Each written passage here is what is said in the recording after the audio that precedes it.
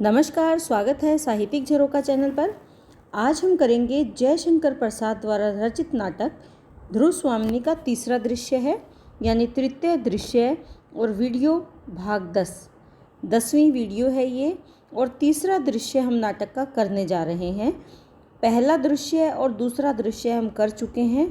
पहले दृश्य में रामगुप्त है, रामगुप्त का जो शिविर है उसका चित्रण है। वहाँ पर ध्रुव स्वामिनी, चंद्रगुप्त, शिखर स्वामी ये मुख्य पात्र थे। दूसरे दृश्य में शकराज, मिहिर देव, कोमा और अंतिम समय में आगमन होता है ध्रुव स्वामिनी का और चंद्रगुप्त का। द्वितीय दृश्य में ही जो शकराज है वो मार दिया जाता है चंद्रगुप्त के द्वारा। तो आइए अब देखते हैं कि तृतीय दृश्य में क्या घटनाक्रम रहता है, उसके बारे में जानते हैं। शक दुर्ग के भीतर, क्योंकि जो चंद्रगुप्त है वो शकराज को शक के दुर्ग में ही मारते हैं, तो वहीं का दृश्य है। शक दुर्ग के भीतर एक प्रकोष्ठ है। केंद्रित गुलाबी आलोक में एक मंच पर, आलोक यानी प्रकाश में, एक मंच पर ध्रुव स्वामिनी पादपीठ के ऊपर बाएं पैर पर दाहिना पैर रखकर अधरों से उंगली लगाए चिंतामग्न बैठी है। बाहर कुछ शोर शराबा यानी कोलाहल है। सैनिक का आगमन होता है और वो कहता है महादेवी की जय हो। ध्रुव स्वामिनी चौंक कर, क्या? सैनिक कहता है कि विजय का समाचार सुनकर राजाधिराज कौन है? रामगुप्त भी दुर्ग में आ गए हैं। अभी तो वे सैनिकों से बातें कर रहे हैं। उन्होंने पूछा है महादेवी कहाँ है? आपकी जैसी आज्ञा हो, क्योंकि कुमार ने कहा है, और चुप हो जाता है। कुमार कौन है? कुमार चंद्रगुप्त है। और राजाधिराज कौन है? रामगुप्त। ध्रुव स्वामिनी कहती है, क्या कहा है? यही न कि मुझसे पूछकर राजा यहाँ आने पावे। ठीक है, अभी मैं बहुत थकी हूँ। सैनिक जाने लगता है उसे रोककर। और सुनो तो, तुमने यह नहीं बताया कि कुमार के घाव अब कैसे हैं? कुमार यानी चंद्रगुप्त के जो घाव लगे थे वो घाव अब कैसे हैं? सैनिक कहता है, घाव चिंताजनक नहीं है, उन पर पट्टियाँ बंध चुकी है। वे प्रधान मंडप में विश्राम कर रहे हैं। प्रधान मंडप यानी जो एक बड़ा सा कमरा है, वहाँ पर वो आराम कर रहे हैं, विश्राम कर रहे हैं। ध्रुव स्वामिनी कहती है, अच्छा जाओ, और सैनिक वहाँ से चला जाता है। मंदाकिनी का आगमन होता है सहसा प्रवेश करके। भाभी बधाई हो, जैसे भूल कर गई हो। कि अचानक से उसके मुंह से निकला भाभी, क्योंकि मंदाकिनी के इन्हीं शब्दों से पता चलता है कि मंदाकिनी चंद्रगुप्त और रामगुप्त की बहन है। नहीं नहीं महादेवी, क्षमा कीजिए। और वो अपने इस तरह उच्चारण से क्षमा मांगती है। ध्रुव स्वामिनी कहती है, मंदा, भूल से ही तुमने आज एक प्यारी बात कह दी। कि चाहे तुमने भूल से ही कहा, लेकिन बहुत अच्छी बात कही। उसे क्या लौटा लेना चाहती हो? कि क्या तुम उस बात को वापस लेना चाहती हो? आहा, यदि वह सत्य होती, कि ये बात सत्य होती, कि मैं वास्तव में तुम्हारी भाभी होती, ये बात सत्य होती। मंदाकिनी, क्या इसमें भी संदेह है? ध्रुव स्वामिनी, मुझे तो संदेह का इंद्रजाल ही दिखाई पड़ रहा है। कि मुझे तो चारों ओर भ्रमित करने वाला इंद्रजाल ही दिखाई दे रहा है। मैं न तो महादेवी हूँ और ना ही तुम्हारी भाभी। कि मैं न तो महादेवी यानी रामगुप्त की पत्नी हूँ और ना ही मैं तुम्हारी भाभी हूँ। पुरोहित को देखकर चुप हो जाती है। वहाँ पर पुरोहित का आगमन हो जाता है, लेकिन उसको देखकर जो ध्रुव स्वामिनी है वो चुप हो जाती है। पुरोहित आश्चर्य से इधर उधर देखता हुआ, तब मैं क्या करूं? मंदाकिनी, क्यों?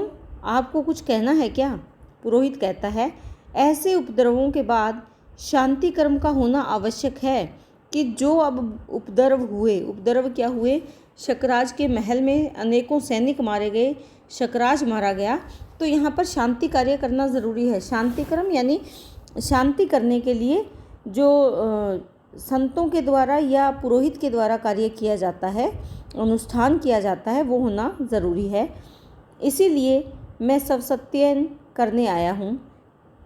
किंतु आप तो कहती हैं कि मैं महादेवी ही नहीं हूँ। सब सत्ययन यानी स्वच्छता का जो भाव होता है मंत्रोच्चारण में, उसे करने के लिए आया हूँ। क्योंकि महादेवी भी उसी समय वहाँ पर मौजूद है जब शकराज की मृत्यु होती है या दुर्ग में अन्य सैनिक मारे जाते हैं। लेकिन आप ये कह रही हैं कि आप तो महादेवी ही नहीं है। तो वो कहता है कि तब मैं क्या करूं, कि ऐसे दशा में मैं क्या करूं। ध्रुव स्वामिनी तीखे स्वर में, पुरोहित जी, मैं राजनीति नहीं जानती, किंतु इतना समझती हूँ कि जो रानी शत्रु के लिए उपहार में भेज दी जाती है वह महादेवी की उच्च पदवी से भले ही वंचित हो गई होगी। कि जिस रानी को शत्रु के पास भेज दिया गया हो वो महादेवी कैसे हो सकती है, ये कौन कहता है? ध्रुव स्वामिनी कहती है। मंदाकिनी, किंतु आप तो भाभी होना भी अस्वीकार करती हैं। लेकिन वो कहती है कि आप महादेवी नहीं बनना चाहती, रानी नहीं, राजरानी नहीं बनना चाहती, लेकिन आप तो भाभी भी नहीं बनना चाहती। ध्रुव स्वामिनी, भाभी कहने का तुम्हें रोग हो तो कह लो, कि अगर तुम्हें ये कोई भाभी कहने की बीमारी है तो मुझे कह लो, क्योंकि इन्हीं पुरोहित जी ने उस दिन कुछ मंत्रों को पढ़ा था। उस दिन के बाद मुझे कभी राजा से सरल संभाषण करने का अवसर ही न मिला। कब, जब उस दिन मंत्र कब पढ़े थे? विवाह के समय में। उसके बाद मैं राजा कौन है, रामगुप्त से कभी सरल संभाषण की आसानी से बोलने का अवसर भी मुझे नहीं मिला। हाँ, न जाने मेरे किस अपराध पर संदिग्ध चित होकर उन्होंने जब मुझे निर्वासित किया तभी मैंने उनसे अपने स्त्री होने के अधिकार की रक्षा की भीख मांगी थी। ये हम कर चुके हैं प्रथम दृश्य में, जब रामगुप्त उसे निर्वासित करते हैं, निकालते हैं, कहाँ शकराज के पास भेजने के लिए तैयार हो जाते हैं। और किस लिए? संदेह के कारण। चित यानी हृदय में क्या था? संदेह था। क्यों था? क्योंकि वो ये मानते हैं कि ध्रुव स्वामिनी चंद्रगुप्त से प्रेम करती है और वो उसी से विवाह करना चाहती है। तो वो कहते, और अब विवाह के पश्चात भी उसके संबंध चंद्रगुप्त से है, ऐसा रामगुप्त मानते हैं। और जब ध्रुव स्वामिनी अपनी रक्षा की भीख मांगती हैं तो वो उससे इनकार करते हैं। वह भी न मिली, और वो भीख यानी रक्षा करने का जो भरोसा था वो भी मुझे रामगुप्त ने नहीं दिया। मैं बलि पशु की तरह, जिस पशु की बलि दी जाती है उसी प्रकार से मेरे साथ भी व्यवहार किया गया। अकरुण आज्ञा की डोर से बंधी हुई शक दुर्ग में भेज दी गई। करुणा से रहित आज्ञा थी, उसमें करुणा का कोई भाव नहीं था।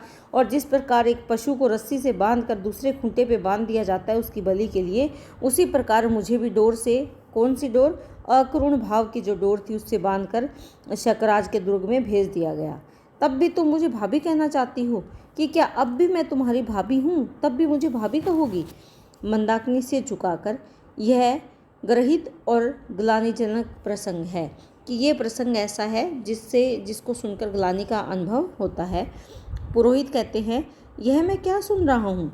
मुझे तो ये जानकर प्रसन्नता हुई थी कि वीर रमणी की तरह अपने साहस के बल पर महादेवी ने इस दुर्ग पर अपना अधिकार किया है। पर जो घटना घटी उसमें चर्चा क्या रही कि महादेवी आई और वीर रमणी की तरह, वीर स्त्री की तरह उसने शकराज दुर्ग पर अधिकार कर लिया। पुरोहित ये बात नहीं जानते कि रामगुप्त ने ध्रुव स्वामिनी को आने के लिए मजबूर किया था। ध्रुव स्वामिनी, आप झूठ बोलते हैं। पुरोहित, मैं और झूठ? ध्रुव स्वामिनी कहती है, हाँ, आप और झूठ नहीं, स्वयं आप ही मिथ्या हैं, कि आप तो स्वयं ही झूठ हैं। आप झूठ क्या बोलेंगे? आप तो खुद ही झूठ हो।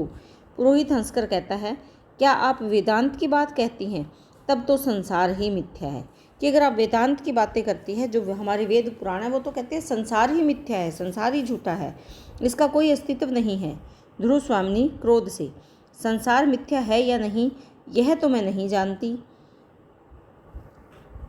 परंतु आपका कर्मकांड और आपके शास्त्र क्या सत्य है, जो सदैव रक्षणीय स्त्री की ही यह दशा हो रही है, कि जिसकी रक्षा की जानी चाहिए उस स्त्री की हमेशा ऐसी ही दशा होती है? अर्थात हमेशा स्त्री को ही क्यों सूली पर चढ़ा दिया जाता है, या उसका उपयोग किया जाता है, या उसके साथ बुरा व्यवहार किया जाता है?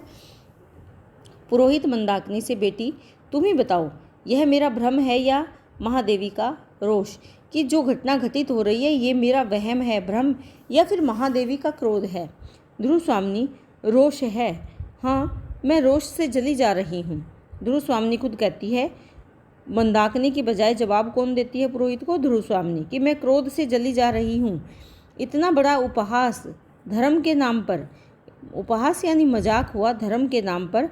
स्त्री की आज्ञाकारिता की यह पैशाच की परीक्षा कि स्त्री का स्वभाव कैसा है, आज्ञाकारी स्वभाव है, उसके साथ ऐसे पशुओं की तरह परीक्षा ले रही हो आप। मुझसे बलपूर्वक ली गई है, और ये परीक्षा मुझसे बलपूर्वक ली गई है, यानी ज़बरदस्ती मेरे साथ की गई है यहाँ पर भेजने के लिए। जैसे पशुओं के साथ व्यवहार किया जाता है, वैसा व्यवहार, वैसी परीक्षा मेरे साथ ली गई और मुझे यहाँ भेज दिया। पुरोहित, तुमने जो मेरा राक्षस विवाह कराया उसका उत्सव भी कितना सुंदर है। पुरोहित से कहती है, राक्षस विवाह क्या होता है? जहाँ पर माता पिता की उपस्थिति के बिना विवाह कर दिया जाए। तो रामगुप्त और ध्रुव स्वामिनी का विवाह भी इसी प्रकार हुआ था। माता पिता की उसमें सहमति भी नहीं थी और वो उस समय वहाँ पर उपस्थित भी नहीं थे। तो क्या तुमने मेरा जो राक्षस विवाह करवाया था उसका उत्सव भी कितना सुंदर है।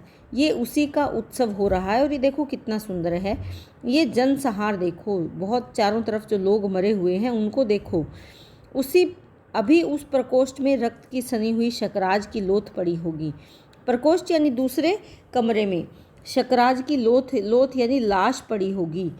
कितने ही सैनिक दम तोड़ते होंगे और इस रक्त धारा में तिरती हुई मैं राक्षसी सी सांस ले रही हूँ कि कितने ही सैनिक मर रहे हैं और मैं राक्षसी के समान इस खून की धारा में सांस ले रही हूँ।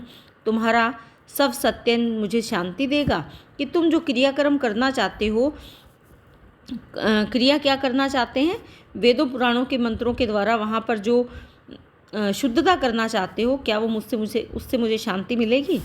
मंदाकिनी कहती है, आर्य आप बोलते क्यों नहीं? आप धर्म के नियामक हैं। धर्म के नियामक यानी धर्म के प्रचारक, प्रसारक और धर्म के नियमों का पालन करने वाले। जिन स्त्रियों को धर्म बंधन में बांधकर उनकी सम्मति के बिना आप उनके सब अधिकार छीन लेते हैं, तब क्या धर्म के पास कोई प्रतिकार, कोई संरक्षण नहीं रख छोड़ते कि जब स्त्रियों के बिना आज्ञा के, बिना इच्छा के, बिना उनकी सम्मति के, सहमति के आप उनके सारे अधिकार छीन लेते हैं?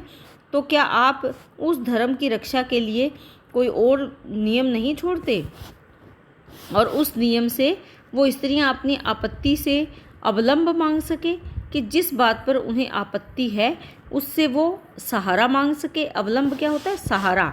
कि क्या आपके धर्म में ऐसे नियम नहीं है जो स्त्री को सहारा दे सके? क्या भविष्य के सहयोग की कोरी कल्पना से उन्हें आप संतुष्ट रहने की आज्ञा देकर विश्राम ले लेते हैं? कि क्या भविष्य में तुम्हारा पति तुम्हारा सहयोग करेगा, तुम्हारे परिजन तुम्हारे सहयोग करेंगे? ये केवल कल्पना मात्र होती है। ये ज़रूरी नहीं कि विवाह के पश्चात जो एक पति विवाह के अवसर पर ये प्रण करता है कि मैं तुम्हारी रक्षा करूंगा और बाद में भी वो उस संकल्प का पालन करे, ये ज़रूरी तो नहीं। लेकिन आप जो पुरोहित का कार्य करते हैं, जो ये संकल्प करवाते हैं, क्या आप अन्य नियम नहीं बनाते जिससे स्त्री की रक्षा हो सके और आप उन नियमों से विमुख होकर विश्राम ले लेते हैं? पुरोहित, नहीं, स्त्री और पुरुष की परस्पर विश्वासपूर्ण अधिकार, रक्षा और सहयोग को तो विवाह कहा जाता है। लेकिन पुरोहित कहता है कि ऐसा नहीं है। अगर दोनों का आपसी सहयोग है, दोनों का आपसी विश्वास है, तो ही उसे विवाह कहा जाएगा। यदि ऐसा न हो तो धर्म और विवाह मात्र खेल बन जाएंगे। यदि ऐसा नहीं है तो वो विवाह नहीं है, वो धर्म और विवाह खेल बन जाएंगे अगर ऐसी परिस्थितियाँ उत्पन्न हो जाएं तो। ध्रुव स्वामिनी, खेल हो या न हो, किंतु एक कलियुग पति के द्वारा परित्यक्ता नारी का मृत्यु के मुख में जाना ही मंगल है। उसे सब सत्यन और शांति की आवश्यकता नहीं है। कलियुग क्या है? कायर पति कौन है? रामगुप्त के द्वारा परित्यक्ता, त्यागी हुई स्त्री यानी नारी का मृत्यु के मुख में जाना ही, कि मैं रामगुप्त के द्वारा त्याग दी गई हूँ और मुझे अब मर जाना ही मेरे लिए मंगलकारी होगा। अब उसे किसी प्रकार की शुद्धिकरण की आवश्यकता नहीं है, शांति के लिए शुद्धिकरण की आवश्यकता नहीं है। पुरोहित कहते हैं आश्चर्य से, यह मैं क्या सुन रहा हूँ? विश्वास नहीं होता।